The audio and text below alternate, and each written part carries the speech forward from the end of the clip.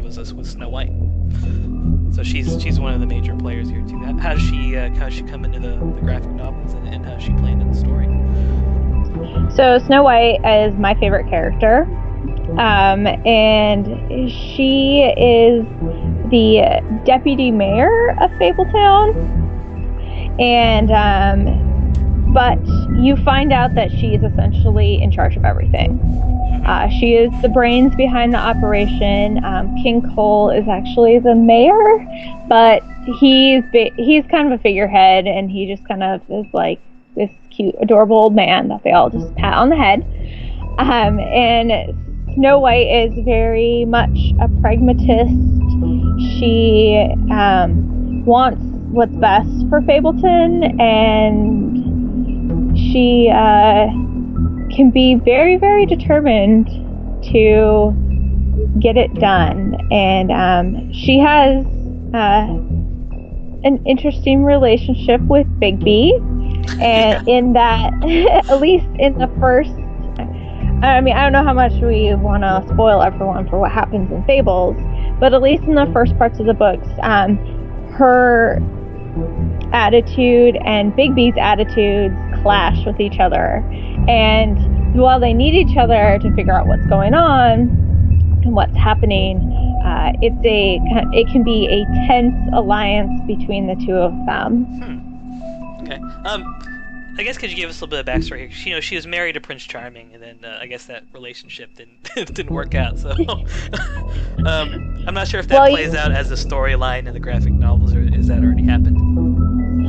So they're already divorced by the time that you meet both of them. You find out that Prince Charming has many wives, and in fact, Willingham chooses to use him kind of in all the roles where the prince did not have names. Prince Charming was that guy. So he was also married to Briar Rose and also to Cinderella. Oh wow! Dang, you got it. Yeah. He's quite the player. Yes, and he's very naturally charming. That's kind of his superpower, right?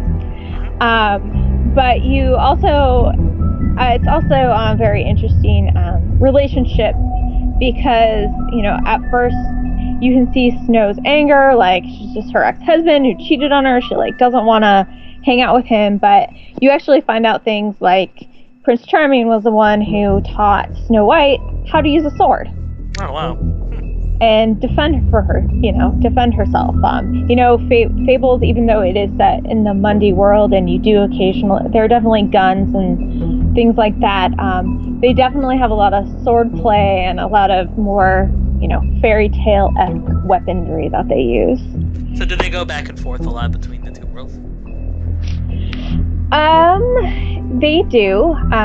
So there's a whole arc in the story, which is, I would say, like the big storyline that Fables is most famous for, and that drew in the most people reading the series, is actually when they go to take back the homelands, or at least depose the evil emperor who has taken over. And it's a war, and it's very elaborate and very well done, in my opinion. Interesting part when I was reading her backstory was that Prince Charming cheated on her with her estranged sister, Rose Red. Was that also a storyline again? Or that already happened? Yes, that was already happening. In the first, I'm not sure if what this particular game is based on, but in the first arc of Fables in the comic book, it's actually to solve the murder of Rose Red. Oh, really? Wow. Interesting. And it's much, much more complicated than that. Okay.